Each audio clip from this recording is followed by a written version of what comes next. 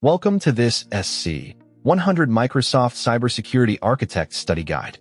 The purpose of this video is not to give you a list of Microsoft security products and ask you to memorize their names.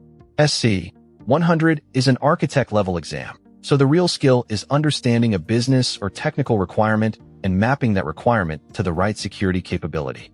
Throughout this guide, use a four-step exam method. First, identify the asset or security domain: identity, endpoint, email, SaaS, cloud infrastructure, network, application, data, or AI. Second, identify the security outcome: prevention, detection, response, governance, compliance, privileged access, private connectivity, or resilience. Third, choose the Microsoft service that directly addresses that outcome. Fourth, eliminate distractors that solve a related but different problem. For example, if a question mentions compromised laptops, Defender for Endpoint may be relevant. If it instead asks how to configure those laptops and determine compliance, think Intune. If an MSSP must manage Azure resources and customer tenants, think Azure Lighthouse. If servers are physically outside Azure and must be brought under Azure management, think Azure Arc. That when to use what mindset will be repeated throughout the video. I also recommend downloading the accompanying PDF cheat sheet and then using the SC-100 practice question series after this study guide. The study guide builds the architecture model. Practice questions train you to apply that model under exam conditions. You'll find the practice question series and the PDF link in the description. Before studying individual services, understand how Microsoft currently defines the SC-100 role. The English exam was updated for the July 28, 2026 skills outline, and the candidate is expected to translate cybersecurity strategy into capabilities that protect business assets and operations. Notice the wording: design, evaluate, recommend, specify requirements, and validate. Those are architecture verbs, not just configuration verbs. The exam has four major domains. Security best practices and priorities represent roughly 20 to 25%. This includes ransomware resilience, business continuity and disaster recovery, zero trust, the Microsoft Cybersecurity Reference Architectures, the Microsoft Cloud Security Benchmark, the Cloud Adoption Framework, well-architected guidance, landing zones, secure AI adoption, and DevSecOps. Security operations, identity, and compliance account for about 25 to 30%. This includes XDR, SIEM, SOAR, centralized logging, threat hunting, MITRE ATT and CK coverage, intra-identity architecture, conditional access, continuous access evaluation, privileged access, entitlement management, access reviews, and Purview compliance. Infrastructure security is another 25 to 30% and includes Defender for Cloud, Secure Score, Azure Arc, Defender EASM, security exposure management, endpoints, IoT and OT, containers, Azure AI services, and security service edge through Entra Internet Access and Private Access. Finally, applications and data represent 20 to 25%. Microsoft 365 security, Purview, workload identities, API security, WAF, encryption, Key Vault, Azure SQL, Synapse, Cosmos DB, storage, Defender for storage and databases, and data security for AI. Exam strategy: spend proportionally more study time on identity, security operations, and infrastructure, but do not ignore the newer AI, exposure management, and SSE topics simply because older SC-100 courses may not emphasize them. This master decision map is your first pass filter when reading a scenario. If the problem is identity and authentication, start with Microsoft Entra ID. If access must change according to user, device, location, risk, or application context, think conditional access. If a powerful role should exist only temporarily, think PIM. If the question is about risky users or risky sign-ins, identity protection provides the risk signals. For endpoints, split management from threat protection. Intune manages configuration, compliance, and applications. Defender for Endpoint provides EDR, attack surface reduction, vulnerability management, and endpoint threat investigation. For email and collaboration threats, use Defender for Office 365. For SaaS discovery, Shadow IT, and cloud app governance, think Defender for Cloud Apps. For a Microsoft attack that crosses identity, endpoint, email, and apps, think Defender XDR. For enterprise-wide SIEM, third-party telemetry, KQL, hunting, and SOAR, think Microsoft Sentinel. For cloud posture and workload security, think Defender for Cloud. If non-Azure servers or Kubernetes clusters must be managed through Azure, think Arc. If one tenant must manage delegated Azure resources in another tenant, think Lighthouse. If you need to discover unknown internet-facing assets, think Defender EASM. If you need to understand attack paths to critical assets across workloads, think Security Exposure Management. For data classification, DLP, insider risk, audit, and compliance, think Purview. For network filtering, decide whether you need NSG, Azure Firewall, WAF, DDoS protection, Bastion, or Private Endpoint. For secure internet and SaaS access, think Entra Internet Access. For zero trust access to private applications, think Entra Private Access. Finally, if the actor is an AI agent rather than a human or conventional application, the newest identity queue is Microsoft Entra Agent ID. Do not memorize this as a table only. Practice asking, what exactly is the resource, threat, or control objective? That question usually exposes the correct service family. Zero Trust is a design philosophy that appears throughout SC-100. Microsoft summarizes it with 3 principles: verify explicitly, use least privilege, and assume breach. Verify explicitly means access decisions should use all available signals, such as identity, device health, location, resource sensitivity, and risk. Use least privilege means identities receive only the access they need, ideally just in time and just enough. Assume breach means design as though an attacker may already have a foothold, so use segmentation, strong monitoring, limited blast radius, and rapid detection and response. Now distinguish the major frameworks. The Microsoft Cloud Security Benchmark, or MCSB, is a set of cloud security controls and recommendations. Think of it when the question is about what security controls an Azure or multi-cloud environment should implement. The Microsoft Cybersecurity Reference Architectures, or MCRA, help you understand how Microsoft security capabilities fit together across identity, security operations, infrastructure, data, and other domains. Think architecture map rather than compliance checklist. The Cloud Adoption Framework, or CAF, addresses how organizations adopt and govern cloud at scale: strategy, planning, landing zones, governance, management, and secure adoption. Azure landing zones are an implementation pattern for a scalable enterprise Azure foundation using elements such as management groups, subscriptions, identity, networking, policy, and centralized management. The Azure well-architected framework evaluates workloads across architectural quality pillars. In SC-100, security is one major lens, but you should also understand that the framework is workload-oriented rather than purely security product-oriented. Exam trap. If a scenario asks for a collection of recommended cloud security controls, MCSB is more direct than MCRA. If it asks how Microsoft security capabilities fit together, MCRA is more appropriate. If it asks about enterprise-scale Azure subscription and governance foundations, landing zones and CAF become important. Ransomware questions in SC-100 are architecture questions. The wrong approach is to select only an endpoint product or only a backup product. The exam expects resilience across prevention, detection, containment, and recovery. Start with prevention. Protect identity because ransomware operators frequently use stolen credentials. Require phishing-resistant or strong MFA where appropriate. Use conditional access. Reduce standing administrator privileges with PIM, harden Active Directory. Keep systems patched. Use secure administrative workstations for highly privileged tasks, and apply endpoint security baselines. Next is detection. Defender for Endpoint can detect malicious endpoint behavior and provide EDR. Defender for Identity can detect identity-based movement and credential abuse. Defender XDR can correlate the attack across security domains. Sentinel can provide wider CM visibility, threat hunting, incident management, and automation. Containment is about blast radius.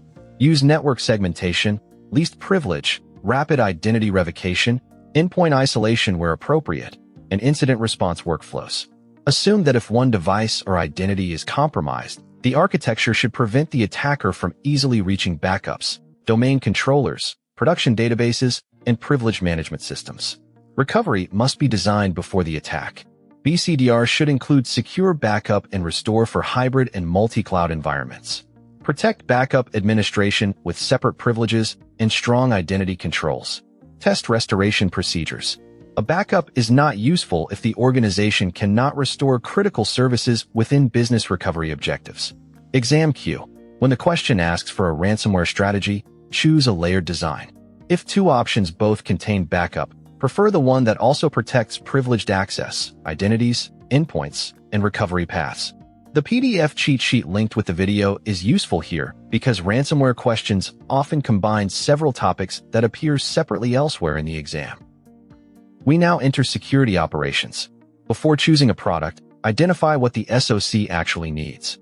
There are 5 different requirements that exam questions often mix together. First is protection at the source, such as Defender for endpoint protecting devices or Defender for Office 365 protecting email. Second is XDR correlation, combining related detections into one attack story. Third is SIEM, collecting and analyzing security telemetry across the enterprise. Fourth is SOAR, automating investigation or response workflows. Fifth is auditing, maintaining evidence of user and administrator activity. Microsoft Defender XDR addresses XDR. Microsoft Sentinel provides cloud-native SIEM capabilities and automation for SOAR scenarios. Purview Audit provides auditing for Microsoft 365 activities. Individual Defender products contribute specialized telemetry and protection. Also remember threat hunting and MITRE ATT and CK. The blueprint expects you to design and evaluate detection coverage using ATT and CK matrices, including enterprise, mobile, and industrial control system contexts. The point is not to memorize every ATT and CK technique. The architect should map detections to attacker behaviors, discover coverage gaps, and prioritize improvements. A good exam workflow is to ask yourself the following questions. First, what data sources exist? Next, which threats must be detected? Then ask, is the requirement source-specific protection, cross-domain correlation, enterprise telemetry, automated response, or audit evidence? Does the organization need third-party and multi-cloud data? And finally, does the response require playbooks or orchestration? Once you answer those questions, Defender XDR versus Sentinel versus an individual Defender service becomes much easier. The Defender ecosystem is much easier when you classify products by the asset or workload being protected. Defender for Endpoint protects endpoint devices and servers. Its exam concepts include EDR, next-generation protection, attack surface reduction, vulnerability management, automated investigation, and endpoint threat response. Defender for Identity is identity threat detection. It uses identity signals, including Active Directory and hybrid identity signals, to identify suspicious credential activity, lateral movement, and identity-based attacks. Defender for Office 365 protects email and collaboration workloads. Think phishing, malicious URLs, malicious attachments, impersonation, and business email compromise. Defender for Cloud Apps is a CSP-oriented product. Think SaaS discovery, shadow IT, cloud app risk, application governance, and controls over cloud app use. Defender for Cloud is different again. It is a cloud-native application protection platform focused on cloud posture and cloud workload protection across Azure, hybrid, and supported multi-cloud environments. Defender XDR is not simply another workload-specific defender. It correlates signals from multiple Microsoft security domains to create incidents and attack stories. Then there are workload plans inside Defender for Cloud, such as Defender for servers, containers, storage, and databases. Exam trap. The word Defender alone tells you almost nothing. Ask what is being protected. Email, Office 365, SaaS, Cloud Apps, Endpoint, Active Directory identity attacks, Identity, Azure or multi-cloud infrastructure, Defender for Cloud. Another trap is Defender for Cloud Apps versus Defender for Cloud. Cloud Apps is SaaS and CSP. Defender for Cloud is infrastructure posture and workload protection. Their names are similar, but their scopes are very different. Intune and Defender for Endpoint are frequently used together, which is exactly why the exam can use them as distractors. Intune is primarily a device and application management platform. It can enroll and manage devices, deploy configuration profiles, apply endpoint security settings, evaluate compliance, and manage mobile applications. In exam language, look for verbs such as configure, deploy, enforce device settings, mark compliant or non-compliant, or manage corporate and mobile devices. Defender for Endpoint is the threat protection side. It provides endpoint detection and response, attack surface reduction, threat investigation, vulnerability management, and security signals about device risk. The important architecture is their integration with Conditional Access. Defender for Endpoint can assess the security risk of a device. Intune can incorporate device risk into compliance decisions. Entra Conditional Access can then require that the device be compliant before the user accesses corporate resources. This creates a chain. Defender detects risk, Intune evaluates compliance, and Conditional Access enforces access. Scenario example: a laptop is infected with malware. Defender for Endpoint marks the device as high risk. Intune's compliance policy marks the device non-compliant, and Conditional Access blocks the user's access to a sensitive cloud application until remediation. Exam trap: if the question asks to block corporate access based on endpoint threat risk, the best architecture may involve all three services, not just Defender for Endpoint. If it only asks how to deploy security configuration to devices, Intune is more direct. If it asks how to investigate malicious process execution, Defender for Endpoint is more direct. This slide shows two security products that often detect different stages of the same attack. Defender for Office 365 protects email and collaboration. Safe Links evaluates or protects users from malicious links.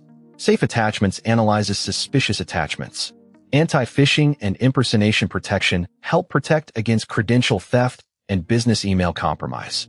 If the scenario begins with a malicious email, fake executive message, dangerous link, or attachment, Defender for Office 365 is the primary Defender product. Defender for Identity focuses on identity-based attacks. Think Active Directory domain controllers, credential theft, suspicious reconnaissance, lateral movement, and privilege escalation. If the attacker already has credentials and begins moving through the environment, Defender for Identity becomes much more relevant. Scenario: an attacker sends a phishing message containing a malicious link. Defender for Office 365 detects the phishing campaign. A user still becomes compromised and the attacker begins using the account to access systems or enumerate Active Directory. Defender for Identity can surface suspicious identity behavior. Defender XDR can then correlate the email and identity detections into one incident. Exam trap: Intra Identity Protection and Defender for Identity also sound similar. Identity protection focuses on user and sign-in risk signals used for access decisions. Defender for Identity focuses on detecting and investigating identity attacks, particularly around hybrid identity and Active Directory. So remember the sequence: phishing and collaboration threat, Defender for Office 365, identity attack behavior, and AD lateral movement, Defender for Identity, risky sign-in decision, intra-identity protection. Defender for Cloud Apps is the product to remember when the security question is about SaaS use rather than Azure infrastructure. It provides cloud app discovery and governance capabilities and can help identify shadow IT applications employees use without formal approval. A typical scenario is that security teams do not know which generative AI tools, storage services, or SaaS applications employees are accessing. Defender for Cloud Apps can discover cloud services, assess application risk, and help organizations distinguish sanctioned from unsanctioned applications. It also participates in broader SaaS security, application governance, and threat protection. The exam queue is usually Cloud App Visibility, CSB, Shadow IT, or SaaS governance. Purview Audit solves a completely different problem. It provides an audit trail for user and administrator activities across Microsoft services. If an investigator needs to determine who deleted a file, changed a setting, accessed content, or performed an administrative action, audit records are evidence. Do not use Purview Audit as your primary answer for real-time threat detection. Auditing answers what happened and who did it. Defender products answer: is there malicious or risky activity that needs detection and response? Here is a useful exam comparison. To discover unsanctioned Dropbox-like or AI SaaS usage, think Defender for Cloud Apps. To investigate which administrator performed a Microsoft 365 action, think Purview Audit. To prevent sensitive information from being shared to an external location, think Purview DLP rather than Audit. This ability to separate SaaS security, threat detection, DLP, and auditing is important because one scenario may mention all of them. This is one of the highest value comparisons in SC-100. Defender XDR is an extended detection and response platform.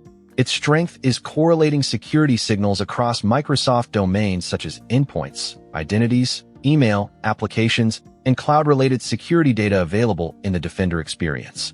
Instead of an analyst investigating 5 disconnected alerts, XDR can connect them into one incident and attack story. Microsoft Sentinel is a cloud-native SIEM. SIEM means Security Information and Event Management. Sentinel is designed to ingest and analyze telemetry from Microsoft and non-Microsoft sources across multi-cloud and multi-platform environments. Think firewalls, Windows and Linux servers, cloud services, network appliances, Defender products, and third-party security tools. Sentinel also provides SOAR capabilities. SOAR means Security Orchestration, Automation, and Response. Automation rules and playbooks can trigger workflows such as enrichment, ticket creation, notification, or containment actions. Threat hunting is another Sentinel queue. KQL, the Custo query language, is widely used to query security data and perform hunting. Current Microsoft architecture also provides an increasingly unified experience between Sentinel and Defender XDR in the Microsoft Defender portal. For the exam, however, the conceptual distinction remains essential. Scenario 1. One phishing attack spans Office 365, a user identity, and a laptop. Which technology correlates the Microsoft security alerts into one attack story? Defender XDR. Scenario 2. The SOC must collect logs from Azure, AWS, Linux, Cisco-like firewalls, custom applications, and Defender. Analysts need hunting and automated response. Sentinel. Scenario 3. The organization wants both deep Microsoft XDR context and enterprise SIEM. The correct architecture may integrate Defender XDR and Sentinel rather than choosing only one. Memory rule. Defender XDR explains the Microsoft attack story. Sentinel sees and orchestrates the broader enterprise security story. Let's walk through an end-to-end incident because this is closer to how SC-100 scenarios are written. An attacker sends a phishing email. Defender for Office 365 detects malicious content or suspicious phishing indicators. The user account becomes compromised. Identity signals show unusual credential use or lateral movement, which Defender for Identity can detect. A malicious process executes on the laptop, and Defender for Endpoint detects the endpoint activity. Defender XDR correlates the email, identity, and endpoint evidence into a unified incident. Now widen the view. Sentinel may also receive the Defender Incident Plus logs from firewalls, servers, cloud platforms, and third-party systems. Analytics rules identify suspicious patterns. Analysts investigate using incidents and KQL. Automation rules and playbooks can enrich the incident or automate response steps. This is the SIEM plus SOAR model. At the architecture level, Microsoft also expects you to evaluate whether detections cover relevant attacker techniques. MITRE ATT and CK provides a structured vocabulary for attacker tactics and techniques. The SC-100 blueprint explicitly includes enterprise, mobile, and industrial control systems. An architect can map available detections to ATT and CK techniques, find gaps, and prioritize new controls. Exam trap. Do not answer Sentinel merely because the scenario says security alert. If the requirement is specialized endpoint detection, MDE is more direct. If it is cross-Microsoft incident correlation, XDR is more direct. If it is broad centralized analytics or third-party telemetry, Sentinel is more direct. Here is a rapid recap. For endpoints, think Defender for Endpoint. For an Active Directory attack, think Defender for Identity. For email, think Defender for Office 365. For Shadow IT, think Defender for Cloud Apps. For a cross-domain Microsoft incident, think Defender XDR. For enterprise SIEM and SOAR, think Sentinel. For Microsoft 365 activity evidence, think Purview Audit. Identity is one of the most important SC-100 domains because identity is the modern security perimeter. When you see an identity question, first classify the requirement. Authentication asks how the identity proves who it is. Authorization asks what the identity may access. Conditional access asks whether access should be allowed given current context. Identity protection assesses user and sign-in risk. PIM manages privileged role activation. Entitlement management manages access packages and access lifecycle. Access reviews revalidate access. External ID supports external users. Managed identity supports workloads. Intra-agent ID addresses AI agents. Also pay attention to Active Directory domain services. SC-100 expects architects to specify ADDS hardening requirements and resilience to common attacks. That means protecting privileged groups, minimizing standing administrative access, isolating high-value identity systems, securing administrative workstations, and monitoring for identity attacks. Another current blueprint area is cloud infrastructure entitlement management, or CIEM-style concerns, excessive cloud permissions, and entitlement risk. The architectural idea is least privilege across cloud identities and resources. A strong exam approach is to identify the actor first: human employee, privileged administrator, external partner, application workload, or AI agent. Then identify whether the problem is authentication, contextual access, privilege, lifecycle, or governance. Once you separate those concepts, the Intra questions become much easier. Microsoft Intra ID is the identity and access foundation for users, groups, applications, devices, and workload identities. Conditional Access is Microsoft's Zero Trust policy engine. It evaluates conditions and signals and then applies controls. Signals can include user or workload identity, target resource, device state, location, and risk. Controls can include block access, require MFA, require a compliant device, require a particular authentication strength, or apply session restrictions. Identity protection provides risk information. It evaluates user risk and sign-in risk. User risk is the probability that the identity itself is compromised. Sign-in risk is the probability that a particular authentication attempt is not legitimate. A common design is to use those risk signals in conditional access policies. Example: if sign-in risk is high, require stronger verification or block access. That is identity protection plus conditional access. The current SC-100 outline also explicitly mentions continuous access evaluation, or CAE. Traditional token-based access could continue until a token expires. CAE allows supported applications and Intra to react more quickly to critical events such as a user account being disabled, a password change under certain circumstances, or access conditions changing. The architecture goal is closer to real-time enforcement rather than waiting for normal token expiration. Protected actions are another architect-level concept. Some especially sensitive operations can be associated with conditional access requirements so that stronger controls apply when a user attempts that action. Exam trap: identity protection does not replace conditional access. Identity protection supplies risk. Conditional access enforces the access decision. Here are the exam cues. If you see require MFA only when risk is elevated, think identity protection plus conditional access. If you see re-evaluate access after a critical identity event, think CE. If you see require strong conditions before performing a particularly sensitive administrative action, think protected actions plus conditional access. This comparison is essential.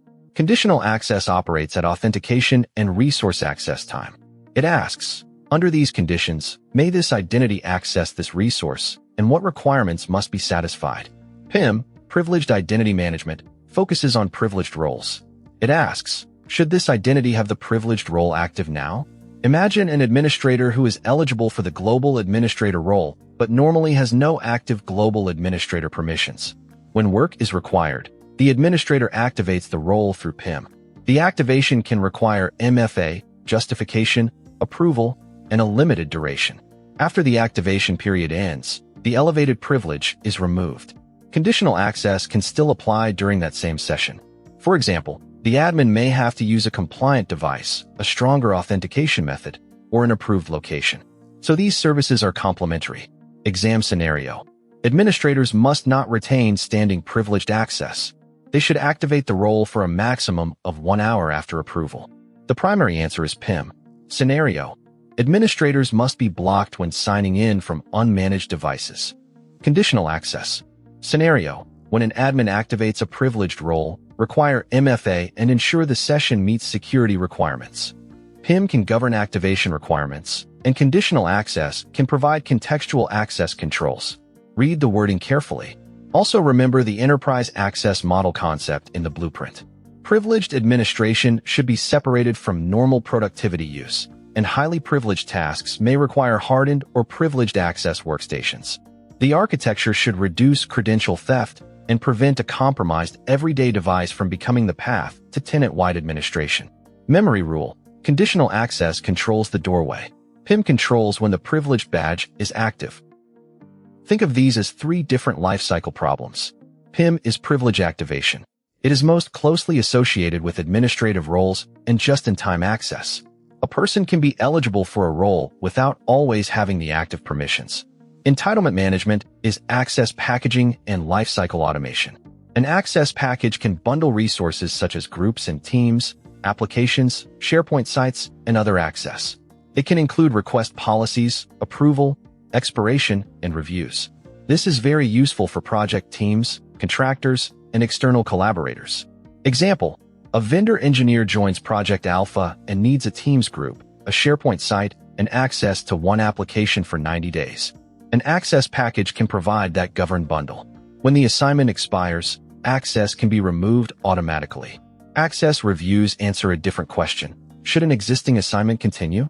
Reviews can recur weekly, monthly, quarterly, annually, or according to governance needs. Reviewers may approve or deny continued access. They can be used for group memberships, application access, access package assignments, and privileged roles through the appropriate governance experience. For scenario recognition, remember these patterns. If a contractor needs a predefined package of access for 6 months with approval, think entitlement management. If business owners must certify every quarter whether guests still need access, think access reviews. If an administrator should activate a privileged role only when needed, think PIM. Exam trap. Automatic expiration alone does not always mean PIM. If the resource bundle is ordinary project access, entitlement management is usually the better conceptual answer. Remember the verbs. PIM is about activating privilege. Entitlement management is about requesting and governing an access package. Access reviews are about recertifying existing access. SC-100 now expects you to reason about several kinds of identity, including AI agents. Microsoft Entra External ID and B2B collaboration are designed for external people such as partners, suppliers, contractors, and guests. The architecture lets the external user authenticate with an external identity while your tenant controls what resources they can access. Combine this with conditional access, entitlement management, and access reviews for strong lifecycle governance. Managed identity is for Azure resources and workloads. Instead of storing a client's secret in source code or configuration, the Azure resource receives an identity managed by the platform. A system-assigned managed identity is tied to the resource lifecycle. A user-assigned managed identity is a separate Azure resource that can be associated with multiple supported resources.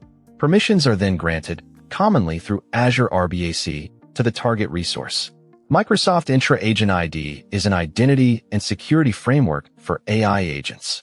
The key exam idea is that an AI agent should not be treated as an anonymous automation script. It needs a governed identity so that authentication, authorization, lifecycle, risk, access policies, and auditing can apply. The 2026 blueprint explicitly calls out agent ID and conditional access policies for agents. Here is the scenario mapping. For an external consultant, think external ID or B2B. For an Azure function accessing storage, think managed identity. For an autonomous AI agent calling an enterprise API, think agent ID, with appropriate permissions and conditional access where supported. Exam trap. A conventional workload and an AI agent are both non-human, but the blueprint now deliberately distinguishes agent identity architecture. If the wording explicitly says autonomous AI agent, pay attention to agent ID. Azure Key Vault is designed to safeguard secrets, cryptographic keys, and certificates.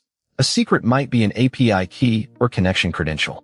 A key might be used for encryption or signing. Certificates support TLS and identity scenarios.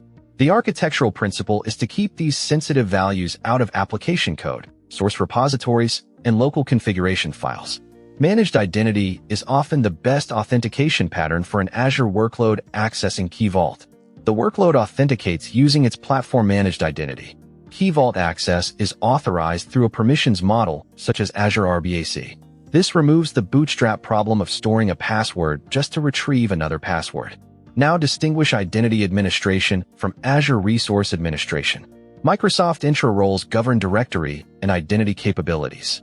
Examples conceptually include managing users, groups, conditional access, and tenant identity functions. Azure RBAC controls access to Azure resources. Role assignments connect a security principle, such as a user, group, service principle, or managed identity, with a role definition at a scope. Scopes can include management group, subscription, resource group, or individual resource. Here are the exam scenarios. If an operations team must be allowed to restart VMs, but not modify virtual networks, use an appropriate Azure RBAC role or custom role. If an identity administrator must manage Entra users, use an Entra role. If an application must retrieve one key vault secret without embedded credentials, use managed identity plus appropriate key vault authorization. Key distinction: authentication proves identity, RBAC authorizes actions, and key vault protects sensitive cryptographic material and secrets. Use this slide as a scenario drill. Scenario 1. A sign-in from an unusual context has high risk. The organization wants access blocked or stronger authentication required. Identity protection provides the risk signal, and conditional access enforces the decision. Scenario 2. Global administrator privileges must exist only during approved maintenance. Use PIM so the administrator is eligible and activates the role temporarily. Scenario 3. An external consultant needs Teams, SharePoint, and an enterprise application for a project. Use external ID for the external identity and entitlement management for the access package. Add expiration and access reviews if the business must periodically recertify access. Scenario 4. Every quarter, application owners must verify that existing guest users still need access. Access reviews. Scenario 5. An Azure function must read a storage container without storing client credentials. Use managed identity, then grant the identity the minimum required Azure RBAC permission. Scenario 6. An AI agent needs a governed identity to call enterprise resources. Use Entra Agent ID with least privilege and appropriate access policies. Scenario 7. A highly privileged administrator must use a hardened workstation for tenant-level changes. Think privileged access strategy, secure administrative workstation design, PIM, and conditional access together. Scenario 8. A company wants users to lose access quickly after a critical identity event rather than waiting for a normal token lifetime. Think continuous access evaluation for supported scenarios. The most important identity exam habit is to distinguish actor, privilege level, lifecycle stage, and enforcement point. If you do that, most intra-distractors become easy to eliminate. Infrastructure questions often combine hybrid, multi-cloud, cloud posture, workload security, and governance. Start by classifying the requirement. If the organization needs to evaluate misconfigurations, compliance, and cloud posture, Defender for Cloud and its CSPM capabilities are central. If the organization needs runtime workload protection for servers, containers, storage, or databases, use the relevant Defender for Cloud workload plan. If the resource physically lives outside Azure but should appear in Azure for management and governance, use Azure Arc. If a service provider or enterprise management tenant must manage delegated Azure resources in other tenants, use Azure Lighthouse. If the organization does not know its externally exposed digital assets, use Defender External Attack Surface Management. If the security team knows the assets but needs to understand how weaknesses connect into attack paths toward critical systems, use Microsoft Security Exposure Management. For endpoints and servers, also think about security baselines, patching, Defender protection, and Windows lapse. For operational technology and industrial control systems, Defender for IoT is a specialized control. The infrastructure domain also includes SaaS, PaaS, IaaS, web workloads, containers and orchestration, IoT workloads, and Azure AI Services security. An architect must choose controls appropriate to the service model. In IaaS, you manage more of the operating system and network stack. In PaaS, the provider manages more infrastructure, so identity, data, configuration, and private connectivity often become central.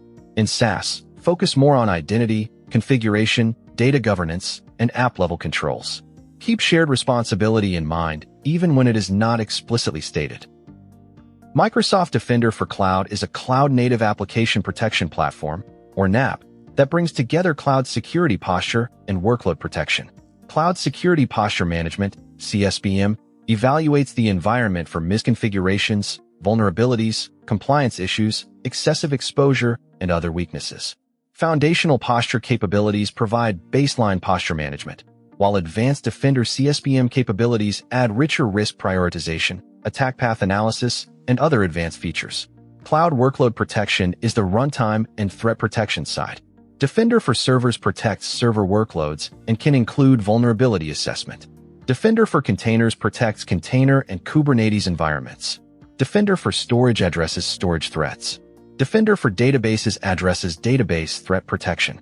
There are also plans or protections for workloads such as App Service, Key Vault, Resource Manager, and DevOps-related resources. Defender for Cloud is also important for regulatory and benchmark alignment. The SC-100 blueprint expects you to evaluate posture using Microsoft Cloud Security benchmark concepts and validate alignment with regulatory standards. Here is the scenario mapping. If the requirement is to find cloud resources that allow insecure configuration and prioritize remediation, think CSPM. If the requirement is to detect suspicious activity against a running SQL workload, think Defender for Databases. If the requirement is to assess vulnerabilities on protected servers, think Defender for Servers vulnerability capabilities. If the requirement is to protect Kubernetes workloads, think Defender for Containers and supporting platform controls. If the requirement is to evaluate Azure, AWS, and GCP posture centrally, think Defender for Cloud multi-cloud posture architecture. Exam trap: Defender for Cloud Apps is not the answer for Azure infrastructure posture. Cloud Apps is SaaS and CSP. Defender for Cloud is cloud infrastructure, posture, and workload protection. Another trap: Secure Score is a measurement and prioritization mechanism. Defender for Cloud is the broader platform that surfaces posture and protection capabilities. These three concepts form a very useful governance triangle. Secure Score measures posture. It helps security teams understand where improvements are available and track progress over time. The score is useful for prioritization and management visibility, but a higher score is not the same thing as automatically enforcing every recommended control. Azure Policy enforces or audits resource configuration. A policy definition contains a condition and an effect. Common conceptual effects include audit, deny, modify, and deploy if not exists. Policies can be grouped into initiatives, which is important for compliance scenarios where a set of controls must be managed together. Azure RBAC authorizes identities to perform actions on Azure resources. It answers who can do what at which scope. Here is the scenario mapping. Developers may create storage accounts, but every new storage account must disable public network access. RBAC can give the developer's creation permission. Azure Policy can enforce the secure configuration. Management wants a metric showing whether the security posture is improving. Secure Score. The organization wants to apply a collection of controls mapped to a regulatory framework. Think policy initiatives and Defender for Cloud regulatory compliance evaluation.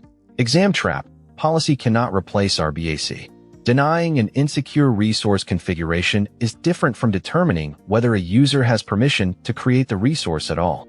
Here is the memory rule. Secure Score means measure. Azure Policy means govern configuration. Azure RBAC means authorize resource actions. Azure Arc extends Azure's management model to resources running outside Azure. For Arc-enabled servers, Windows and Linux machines outside Azure can be represented as Azure resources. This can enable Azure constructs such as tagging, policy, monitoring, security integrations, and centralized governance.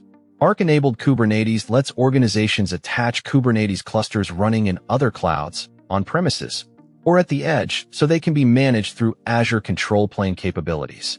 Azure Lighthouse solves a different problem: delegated multi-tenant management.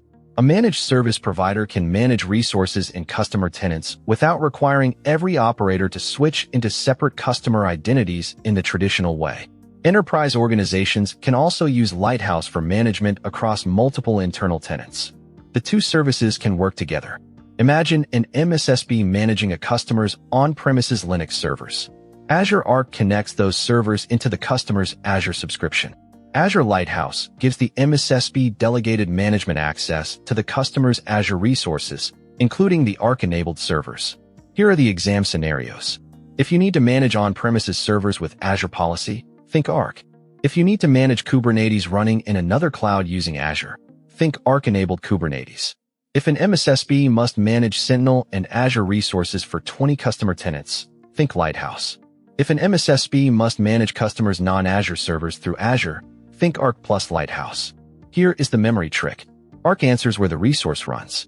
Lighthouse answers who manages the Azure resource across tenant boundaries. Do not choose ARC merely because the scenario has multiple tenants.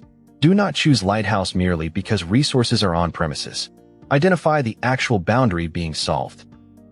Defender External Attack Surface Management, or Defender EASM, uses an outside-in perspective.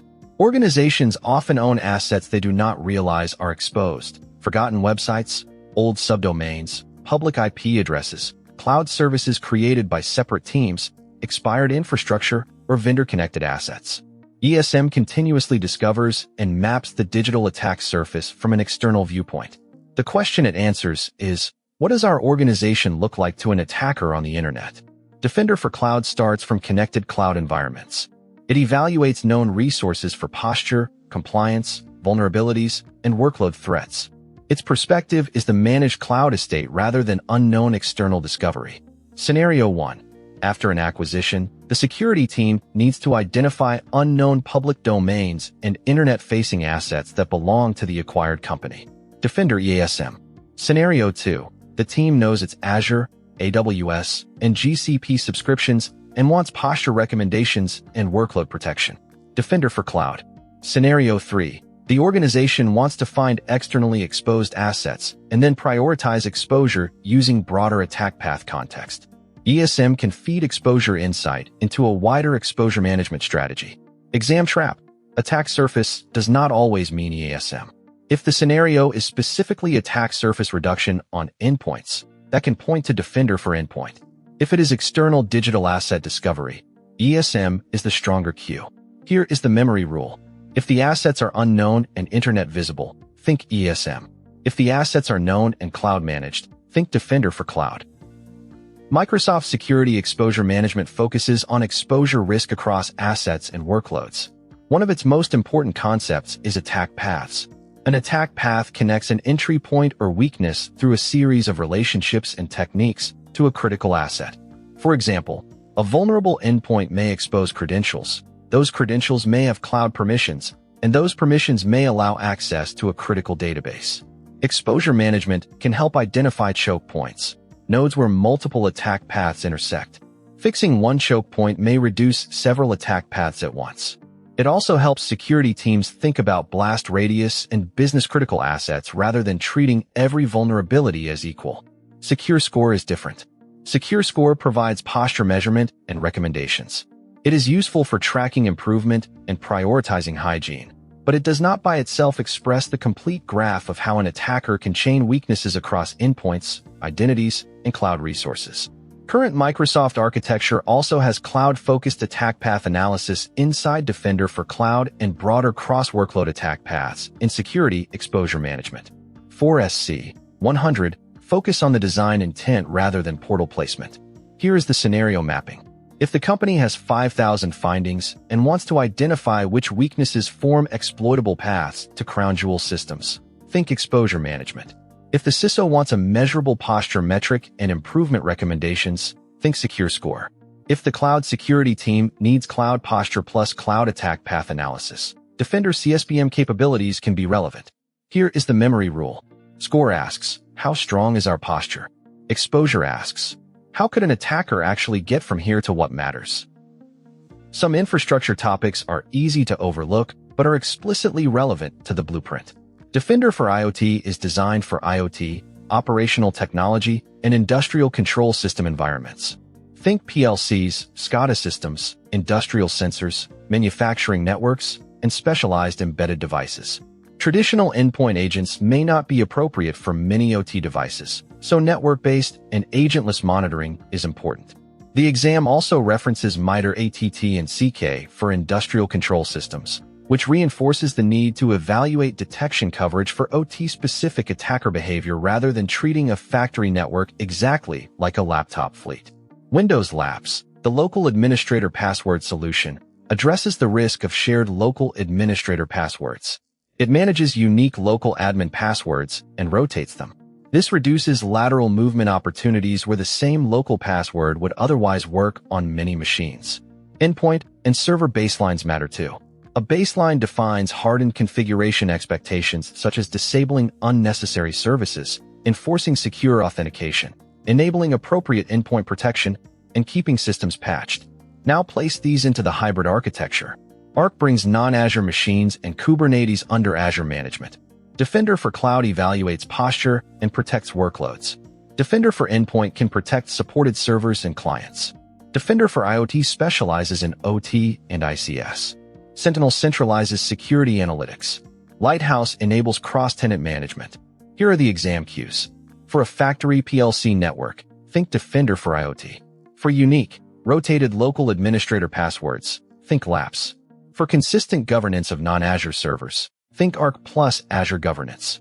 For security monitoring across hybrid and multi-cloud sources, think Sentinel plus the relevant Defender services. Network questions are much easier if you identify two things: what layer is being protected and where the traffic is going. NSGs are distributed network traffic filters associated with Azure Network Interfaces or subnets.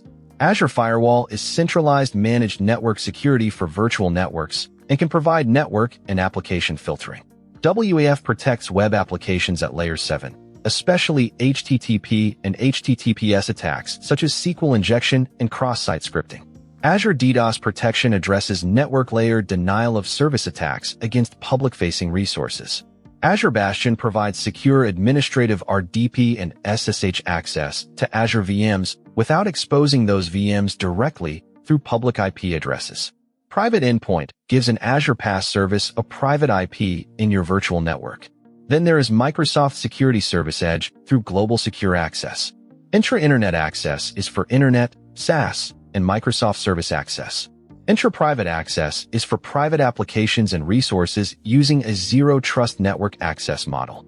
For the exam, ask yourself these questions. Is this east-west or subnet filtering? Do you need centralized network egress? Is this a Layer 7 web application attack? Is this a network DDoS problem? Is this about administrative access? Is this about private connectivity to PaaS? Is this about remote user access to the internet or SaaS? Or is this about remote user access to private applications? Once you classify the traffic, the distractors become much easier to eliminate. A network security group, or NSG, is a stateful Layer 3 and Layer 4 traffic filtering control for Azure virtual networks. Rules are based on properties such as source, destination, port, protocol, and direction. NSGs can be associated with subnets and network interfaces. A classic scenario is a 3-tier application. The web subnet should accept HTTPS from approved sources. The application tier should accept only required traffic from the web tier. The database tier should accept only database traffic from the application tier. NSGs can enforce that segmentation. Application security groups, or ASGs, make NSG rules easier to express. Instead of maintaining IP address lists, you can group VM network interfaces logically, for example web servers, app servers, and database servers, and reference those groups in NSG rules. Do not confuse ASG with an independent firewall. ASG is a grouping abstraction used with NSG rules. The layered image also shows why NSG is not a replacement for all network security. DDoS protection acts at the network attack layer. WAF protects web requests. Azure Firewall can provide centralized inspection and policy. NSGs provide distributed filtering close to workloads. Here are the exam cues. If you need to allow port 443 to a subnet, but block port 22 from the internet, think NSG. If you need security rules based on application tiers rather than IP addresses, think ASG plus NSG. If you need to centralize outbound internet filtering across many spoke VNets, think Azure Firewall, not just NSGs. Defense in depth can use several of these controls together. These 3 controls are often presented together because they all protect networked applications, but they operate at different layers. Azure Firewall is a managed, stateful network firewall. It can centrally enforce and log network and application connectivity policies across virtual networks. Network rules handle network-level connections. Application rules can filter outbound traffic based on application layer concepts such as FQDNs. Advanced capabilities in appropriate tiers include threat intelligence filtering, intrusion detection and prevention, and TLS inspection. A web application firewall, WAF, protects HTTP and HTTPS applications against web exploits. Think OWASP-style threats such as SQL injection and cross-site scripting. In Azure architecture, WAF is commonly associated with services such as Application Gateway or Azure Front Door, depending on the design. Azure DDoS protection addresses Layer 3 and Layer 4 distributed denial-of-service attacks. It is about availability against large-scale floods and protocol attacks rather than inspecting whether an HTTP request contains SQL injection. Here is the scenario mapping. If you need to inspect centralized outbound traffic from multiple spoke VNets and allow only approved FQDN destinations, think Azure Firewall. If you need to block SQL injection against a public e-commerce site, think WAF. If you need to protect public IP resources against a volumetric flood, think DDoS protection. If you need to protect a public web application against both network DDoS and Layer 7 attacks, a layered solution can include DDoS protection plus WAF. Exam trap. Never choose WAF just because the word firewall appears. WAF is specifically Web Application Firewall. Never choose Azure Firewall as the primary SQL injection control if WAF is available as the direct answer. Azure Bastion and Private Endpoint both reduce public exposure, but for completely different connections. Azure Bastion is an administrative access service. It enables RDP or SSH to Azure VMs through the Azure portal or supported clients, while the target VMs can remain without public IP addresses. The exam queue is secure VM administration without exposing ports 3389 or 22 directly to the internet. Private Endpoint is for Azure Private Link connectivity to supported PaaS services. A private endpoint is assigned a private IP from your virtual network. Resources in the connected network can access the service through that private address. Service endpoints are a different technology. With a service endpoint, traffic from the virtual network is identified to the Azure service, but the service still uses its publicly routable endpoint. A private endpoint actually represents the service through a private IP in your VNet. Here is the scenario mapping. If administrators need RDP access to private Azure VMs, and security policy prohibits VM public IPs, think Bastion. If Azure SQL must be reachable only through a private IP from the application network and the connected on-premises network, think Private Endpoint, combined with appropriate DNS and public access restrictions. If storage should trust a specific VNet subnet while continuing to use the service public endpoint, a service endpoint may fit that architecture, depending on the requirements. Exam trap. Private Endpoint is not a remote administration service. Bastion is not a mechanism for privately addressing Azure storage. Identify whether the connection is admin to VM or workload to PaaS. Microsoft Entra Internet Access and Entra Private Access together form the Microsoft Security Service Edge capabilities under Global Secure Access. Entra Internet Access is oriented toward public destinations, internet sites, SaaS applications, and Microsoft services. It provides an identity-centric secure web gateway approach, allowing network access policy to incorporate identity and conditional access context. Entra Private Access is a zero-trust network access, or ZTNA, solution for private resources. Instead of connecting a remote user to the entire corporate network through a broad traditional VPN, Private Access can provide application-specific or resource-specific private access according to identity and policy. Here is the scenario mapping. If remote employees need controlled access to the internet and SaaS applications using identity-aware security policies, think Entra Internet Access. If a remote employee should access one internal line of business application, but should not receive broad network access, think Entra Private Access. If an organization wants to modernize private application access away from traditional VPN-style network trust, Private Access is the key exam queue. The current blueprint also calls out Microsoft Service Access and cross-tenant considerations for internet access, so be prepared for scenarios where Microsoft 365 or cross-tenant traffic policy matters. Here is a quick network recap. For subnet or NC packet filtering, think NSG. For logical grouping used in NSG rules, think ASG. For a central network firewall, think Azure Firewall. For web exploits, think WAF. For Layer 3 and Layer 4 DDoS attacks, think Azure DDoS protection. For secure RDP or SSH access, think Bastion. For a private pass IP, think Private Endpoint. For Internet and SaaS SSE, think Entra Internet Access. For private applications ETNA, think Entra Private Access. The application and data domain requires an end-to-end architecture mindset. For applications, start with threat modeling. Identify business-critical assets, entry points, trust boundaries, identities, and likely attacker paths. Then design security across the full application lifecycle, not only production. Use strong workload identity. Managed identity is preferred for supported Azure workloads, so applications do not store secrets. Protect APIs through authentication, authorization, API gateway policies, rate limiting, and appropriate network controls. Azure API management is a major service for API governance and enforcement. Protect public web applications with WAF where appropriate.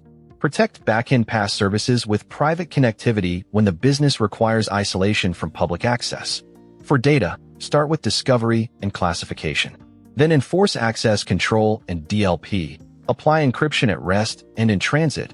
Protect keys through Key Vault, and use workload-specific threat detection such as Defender for storage or Defender for databases. For Microsoft 365, the architecture combines Defender for Office 365, Defender for Cloud Apps, Intune, Entra Identity Controls, Secure Score, and Purview data protection, depending on the requirement. For AI, do not think only about the model. Protect the agent or workload identity, the data it can access, the APIs and tools it can call, the infrastructure that hosts it, and the activity trail. SC-100 is increasingly about connecting these layers into one secure architecture rather than selecting one magic product. Microsoft Purview is a portfolio for data governance, data security, and compliance. Information protection helps discover and classify sensitive information. Sensitive information types can identify patterns such as credit card, bank account, or other regulated data. Sensitivity labels can classify content according to organizational policy, for example, public, internal, confidential, or highly confidential. DLP, data loss prevention, controls what can happen to sensitive information. A DLP policy might warn or block a user who tries to email regulated data externally, upload protected content to an unapproved location, or copy sensitive information in a prohibited way. Insider risk management addresses malicious or inadvertent internal risk. It correlates signals to identify behaviors such as intellectual property theft, unusual data exfiltration, or security policy violations. It is not simply DLP with a different name. DLP evaluates data movement against policy. Insider risk evaluates risky user behavior and context. Purview Audit provides activity evidence. Use it when investigators need to determine who performed an action, when, and against which Microsoft 365 resource. AI makes Purview even more important. Microsoft Purview includes capabilities for securing data used by AI applications and monitoring AI use, including data security posture management for AI. For Microsoft 365 Copilot, remember a foundational principle. Copilot respects the permissions and data access model around Microsoft 365 content, so overshared data remains a security problem. Classification, permissions, DLP, audit, and governance are therefore critical. Here are some examples. If you need to identify credit card data and label the document, think information protection. If you need to prevent users from emailing that data externally, think DLP. If you need to detect a departing employee mass downloading confidential files, think insider risk. If you need to determine who changed a SharePoint item, think audit. If you need to evaluate sensitive data exposure through AI use, think Purview AI data security capabilities. This slide combines several application and data decisions, so let's separate them. First, Defender versus Purview. Defender products are primarily about threat prevention, detection, investigation, and response. Purview is primarily about data governance, information protection, compliance, and insider risk. If malware is attacking a system, think Defender. If a user is sharing classified data improperly, think Purview. Azure API management provides a gateway and policy layer for APIs. It can enforce authentication and authorization patterns, validate JWT tokens, apply rate limits and quotas, transform requests, and centralize API governance. Do not confuse API management with WAF. WAF protects web traffic against common application attacks, while API management governs API access and behavior. Defender for Storage adds threat detection for Azure storage, including scenarios such as malicious content or suspicious access patterns. Defender for Databases provides advanced threat protection for supported database workloads and can help identify anomalous or suspicious database activity. Data encryption must cover at rest and in transit. Azure services generally provide platform encryption, but some compliance scenarios require customer-managed keys. Key Vault is central to securely managing those keys, secrets, and certificates. Infrastructure encryption may be required in certain scenarios as an additional encryption layer. The blueprint explicitly names Azure SQL, Azure Synapse Analytics, Azure Cosmos DB, and Azure Storage. You do not need to treat them as identical. Ask about identity, network exposure, encryption, data classification, backup, monitoring, and Defender protection appropriate to each workload. For AI, use a layered model. For identity, use Agent ID or Workload Identity. For authorization, use Least Privilege, RBAC, and access policies. For data, think Purview, classification, DLP, and encryption. For secrets, think Key Vault. For the network, use private connectivity and appropriate filtering. For posture and infrastructure, think Defender for Cloud. For monitoring, use Defender and Sentinel as appropriate. The exam is testing whether you can secure the whole AI workload, not just the model endpoint. Let's finish by combining the entire study guide into one secure application architecture. A public application receives internet traffic. Azure DDoS protection can mitigate network layer volumetric attacks. A WAF protects the HTTP and HTTPS layer against common web exploits. The application authenticates to Azure resources using managed identity instead of hard-coded credentials. Secrets, keys, and certificates are protected in Key Vault. The database or storage service can be accessed through private endpoints when private pass connectivity is required. RBAC grants least privilege authorization. Azure policy enforces required configuration. Defender for Cloud evaluates posture and workload protection. Sentinel and Defender XDR support detection and response. Now shift left into DevSecOps. Security should exist throughout the lifecycle. Threat modeling during design, secure coding standards, static analysis, dependency and software composition scanning, secret scanning, infrastructure as code scanning, container image scanning, protected CI and CD pipelines, environment separation, controlled deployment identities, and runtime monitoring. The exact tool may vary, but the architecture principle is full lifecycle security. Finally, keep these exam traps in memory. Sentinel versus Defender XDR. Think enterprise SIEM and SOAR versus cross-domain XDR correlation. Arc versus Lighthouse. Think where the resource runs versus who manages the delegated tenant. Conditional access versus PIM. Think contextual access decisions versus just-in-time privileged role activation. PIM versus entitlement management versus access reviews. Think activate privilege, request an access package, and recertify existing access. Intune versus Defender for endpoint. Think manage and comply versus detect and respond. Defender for cloud apps versus Defender for cloud. Think SaaS and shadow IT versus infrastructure posture and workload protection. EASM versus security exposure management. Think discover the external attack surface versus analyze broader exposure and attack paths. RBAC versus Azure policy. Think who can perform actions versus what configurations are allowed. Azure Firewall versus WAF. Think central network firewall versus layer 7 web application protection. Service endpoint versus private endpoint. Think a trusted path to a public service endpoint versus a private IP for the service in your VNet. Defender versus Purview. Think threat protection versus data governance and compliance. Entra Internet Access versus private access. Think public internet and SaaS destinations versus private application ZTNA. If you can explain these distinctions in your own words and solve scenarios without relying on product name recognition alone, you are studying SC-100 at the right level. After this video, use the downloadable PDF as a rapid reference, and then complete the practice question series. When you miss a question, do not only memorize the correct answer. Ask why every other option is wrong. That habit is what turns a study guide into exam-ready architectural judgment.